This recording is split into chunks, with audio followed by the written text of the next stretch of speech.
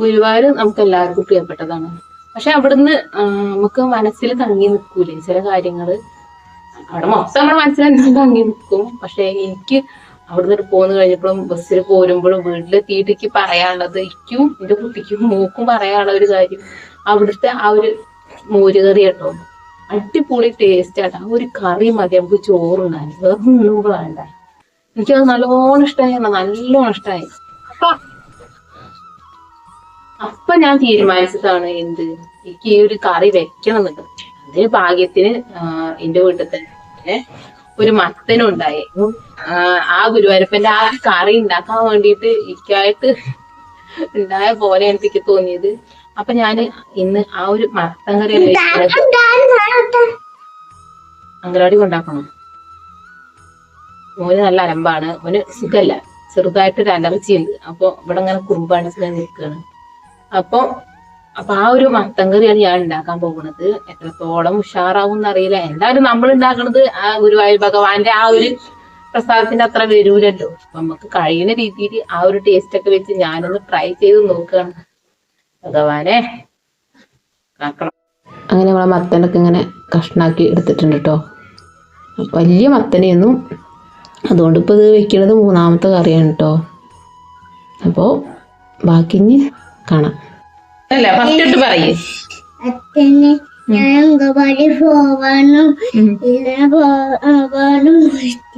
അംഗനവാടിക്ക് പോയിട്ടില്ല. അച്ഛൻ പണി കയറി വന്നപ്പോഴാണ് മത്തങ്ങ പറിക്കാൻ പോയി. വടിയെടുത്ത് ഇയും പോയി. ഞാനും പോയിട്ടില്ല. എന്നിട്ട് വേഗം പറയാ, എനിക്ക് ടൈമില്ല. മഞ്ഞപ്പൊടി ഇടുന്നുണ്ട്, പിന്നെ അതുപോലെ തന്നെ ആവശ്യത്തിന് ഉപ്പ് ഇടുന്നുണ്ട് കേട്ടോ. ഫ്രിഡ്ജിലുണ്ട് തൈര് എടുത്തോളുന്ന. പിന്നെ അതേപോലെ തന്നെ നമ്മള് ഒരു ശർക്കര വെച്ച് ഇടുന്നുണ്ട് കേട്ടോ. തുടങ്ങി തൈര് ഇട്ടോ, തൈരും വേണം. തൈരും ഇട്ടിട്ടാണ് അതൊന്ന് വേവിക്കേണ്ടത്. പിന്നെ തൈര് ഇട്ടിട്ടോ, തേജിട്ടാണ് തൈര് ഇട്ടത്. അപ്പൊ തൈരും കൂടെ ഇട്ടിട്ട് വേണം വേവിക്കാൻ. ഒച്ച കുറയ്ക്കേ, തൈരും കൂടെ ഇട്ടിട്ടാണ് വേവിക്കാൻ. പിന്നെ പച്ചമുളക് ഉണ്ട് ഫ്രിഡ്ജിലെടുത്തോണ്ട്. അല്ലാതെ അങ്കലവാടിക്ക് പോവാതെ നിന്നാല് എന്തേലൊക്കെ പണി ചെയ്യണ്ടേ. പിന്നെ ആവശ്യത്തിന് കുറച്ച് വെള്ളം കൂടെ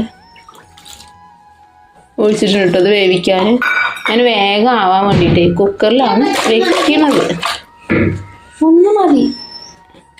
ഒന്ന് മതി, എരിയൂലേ? നല്ല എരിവായാലും നമുക്ക് കഴിക്കാൻ പറ്റൂലല്ലോ.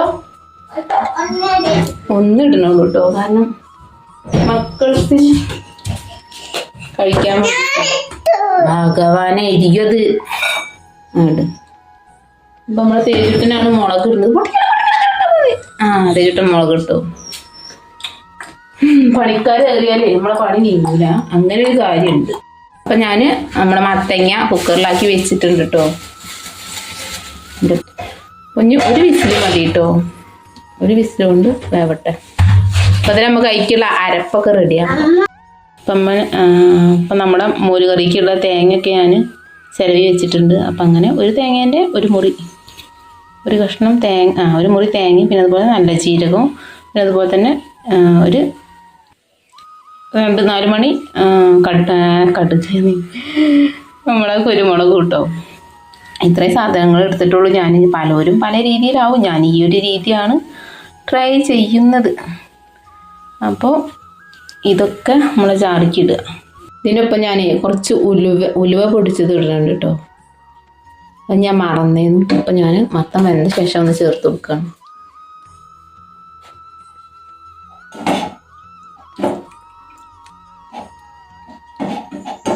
അങ്ങനെ തൈരും തേങ്ങ അരച്ചത് അതും കൂടെ ചേർത്ത് കൊടുക്കുന്നുണ്ട്. എനിക്കറിയാം നമ്മളുണ്ടാക്കുന്ന കറി ഭഗവാന്റെ ആ ഒരു പ്രസാദത്തിൻ്റെ അത്ര വരൂല എന്നറിയാം. എന്നാലും നമ്മൾ ട്രൈ ചെയ്യുക. കാരണം എനിക്കിപ്പോൾ അവിടെ പോയപ്പോൾ ഇങ്ങനെ ഉണ്ടാക്കണമെന്ന് കുറേ കാലമായി ഞാൻ ആഗ്രഹിക്കുന്നു. പോയി വന്ന ശേഷമുള്ളൊരു മോഹമാണ്. പക്ഷെ ഒന്നുണ്ടാവില്ല, അങ്ങനെയൊക്കെയാണ്. അപ്പം അങ്ങനെ ഇപ്പം എല്ലാതും കൂടെ ഒത്തു വന്ന് അപ്പം അങ്ങനെ ഉണ്ടാക്കുകയാണ്. എല്ലാവർക്കും ഭഗവാന്റെ ആ ഒരു സന്നിധിയിൽ പോവാൻ സാധിക്കട്ടെ. അതുപോലെ തന്നെ ഭഗവാന്റെ പ്രസാദം കഴിക്കാൻ സാധിക്കട്ടെ. ഈ ഒരു പ്രസാദം കഴിച്ചോലൊന്നും പിന്നെ അത് മനസ്സിന്ന് പോകില്ല കേട്ടോ, അത്രയ്ക്ക് ടേസ്റ്റാണ്. എനിക്ക് ഗുരുവായൂർ പോയപ്പോൾ ഏറ്റവും വലിയൊരു ആഗ്രഹമായിരുന്നു ഭഗവാന്റെ ആ ഒരു പ്രസാദം കഴിക്കണം എന്നുള്ളത്. അങ്ങനെ അതത് സാധിച്ചു എന്ന് പറയാലോ. അങ്ങനെ ഞങ്ങൾ രാവിലത്തെ പ്രസാദവും കഴിച്ചു, അതുപോലെ തന്നെ ഉച്ചയ്ക്കത്തെ പ്രസാദവും കഴിച്ചു കേട്ടോ ഭഗവാന്റേത്. അപ്പോൾ രാത്രിയുണ്ട്, രാത്രിക്കത്തെ ഇപ്പം ഞങ്ങൾക്ക് കഴിക്കാൻ ടൈം കിട്ടിയില്ല, അപ്പോൾ ഞങ്ങളത് കഴിച്ചില്ല. പിന്നെ പറഞ്ഞാൽ ഭഗവാന്റെ പ്രസാദം കഴിക്കാനും ഭഗവാനോട് തീരുമാനിക്കണം, എൻ്റെ പ്രസാദം ഇത് കഴിച്ചുകൊണ്ട് ആ ഭഗവാൻ തീരുമാനിച്ച് കഴിഞ്ഞെങ്കിലേ നമുക്ക് കഴിക്കാൻ കഴിയുള്ളൂ. പക്ഷെ നമ്മൾ വരി നിന്നുമ്പോൾ പ്രസാദം കഴിഞ്ഞാൽ പിന്നെ നിന്നിട്ട് കാര്യമില്ല അറിയുമല്ലോ. പക്ഷെ ഞങ്ങൾ നിന്ന് ഈ 2 പ്രസാദത്തിനും ഒരു കുഴപ്പമുണ്ടായില്ല. കുറച്ച് നേരം വരി നിന്നിട്ടുള്ളൂ, വേഗം തന്നെ കഴിക്കാനും പറ്റി, വയറ് നിറഞ്ഞും ചെയ്തു. പിന്നെ ആ ഒരു രുചി മനസ്സിന്ന് പോയതുമില്ല, അതുണ്ടായത്. ഇത് തേങ്ങാപ്പാലും തൈരൊക്കെ ഇട്ട് ആക്കിയതല്ലേ, അരച്ച് പറഞ്ഞതല്ലേ, അതൊന്ന് നല്ലപോലെ ഇളക്കി കൊടുക്കുന്നുണ്ട്. ചെറുതായിട്ടൊരു മധുരക്കുറവുണ്ടോ? മധുരക്കുറവുണ്ട് എന്നൊരു തോന്നലുണ്ട്.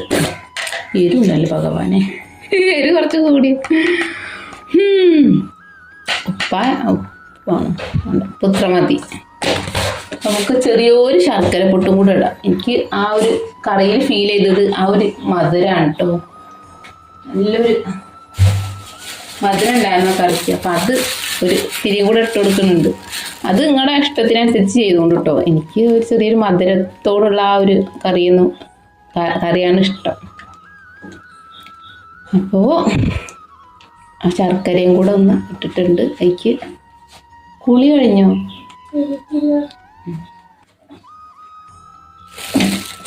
അപ്പം എല്ലാവരും ഒന്ന് ഉണ്ടാക്കി നോക്കി കേട്ടോ.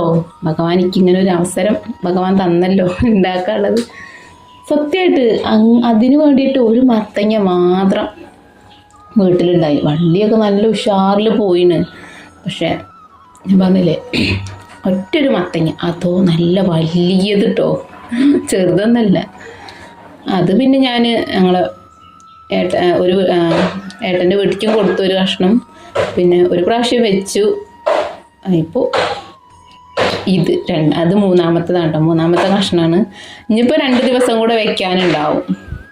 ഇനി നോക്കട്ടെ, ഇനി വേറെ ഒരു ഗുരുവായൂർക്ക് സ്പെഷ്യൽ എന്തെങ്കിലും ഉണ്ടെങ്കിൽ അതും കൂടി ഒന്ന് ട്രൈ ചെയ്യണം. ചെറുതായിട്ടൊന്ന് തള വന്നാൽ തന്നെ അതൊന്ന് എടുത്തോണ്ട് കേട്ടോ. കൂടുതൽ തിളച്ചാൽ അതിൻ്റെ ടേസ്റ്റ് പോവും. തൈരുള്ളതുകൊണ്ടേ അത്രയ്ക്ക് അങ്ങോട്ട് തിളയ്ക്കൊന്നും വേണ്ട, ചെറിയൊരു തളം മതി. അങ്ങനെ വറവിടാൻ വേണ്ടി ഞാനൊരു പാത്രം അടുപ്പത്ത് വെച്ചിട്ടുണ്ട്. അപ്പോൾ വറവിടുന്നത് എന്തിലാന്നല്ലേ ഞാൻ കാണിച്ചുതരാം. നമ്മുടെ ബട്ടറിലാണ് വറവിടേണ്ടത്. ഞാൻ ബട്ടർ മേടിച്ചു, ഒന്നും നോക്കിയില്ല. ഞാൻ പറഞ്ഞില്ലേ കുറച്ച് ദിവസമായി ഞാൻ ഇതിന് മോഹിക്കുന്നു പറഞ്ഞില്ലേ. അങ്ങനെ ബട്ടറുകൾ വാങ്ങി ഞാൻ. ബട്ടറും ഉണക്കമുളകും ഇല്ലേന്നില്ല, അപ്പം അത് 2ഉം കൂടെ മേടിച്ചു. ഞാനൊരു പീസ് ബട്ടർ ഇട്ടിട്ടുണ്ട്. ബട്ടറൊന്ന് മെൽറ്റായി വന്നാൽ നമുക്ക് പിന്നെ കടുകിടാം കേട്ടോ. കടുക് പൊട്ടി വന്നാൽ പിന്നെ നമുക്ക് കുറച്ച് വറ്റൽമുളക് ക്രഷ് ചെയ്തതേ അങ്ങനെ ഇട്ട് കൊടുക്കാം. പിന്നെ നമ്മളെ പ്രധാന കറിവേപ്പിലയും കൂടി ഇട്ടാൽ സംഭവം കഴിഞ്ഞിട്ട് ഈ സാധനം മാറ്റി. പിന്നെ ചെറുതായിട്ട് ഇതിൻ്റെ ഒരു സംഭവമുണ്ട് കേട്ടോ. ഞാൻ കുറച്ച് ഇതുണ്ടാവില്ലേ റെഡ് ചില്ലി പൗഡർ, ഒരു കളറിന് ഇത്തിരി ഇടുന്നുണ്ട് കേട്ടോ. ഇത്രയും സാധനങ്ങൾ ഇനിയിപ്പോൾ നമുക്ക് പറഞ്ഞു വയ്ക്കാം. നമ്മൾ കറിക്ക് ഇത് ഒഴിക്കാം. എന്തേലും കൂട്ടാനോ കുറയ്ക്കാനോ ഉണ്ടോ എന്ന് എനിക്ക് അറിയില്ല. ഞാൻ ഉണ്ടാക്കിയത് ഇങ്ങനെയാണ് കേട്ടോ. ഭഗവാനെ ഇഷ്ടമായാൽ എൻ്റെ ഈ വീഡിയോ എന്നിട്ട് പവർഫുള്ളാക്കി തരണം കേട്ടോ. ഭഗവാനോടാണ് ഞാൻ പറയണത്, എൻ്റെ വ്യൂവേഴ്സിനോടും. അപ്പോൾ ഒന്ന് ലൈക്കൊക്കെ ചെയ്ത് സബ്സ്ക്രൈബ് ചെയ്ത്. അത് പറഞ്ഞപ്പോൾ ചമയ്ക്കാൻ വരുന്നുണ്ട്. ഉണക്കമുളകിൻ്റെ ആ ഒരു മൂക്കിലും ഇങ്ങോട്ട് കയറി. അപ്പോൾ സബ്സ്ക്രൈബും ലൈക്കും കൂടെ ചെയ്യുക, കമൻറ്റൊക്കെ ചെയ്യുക.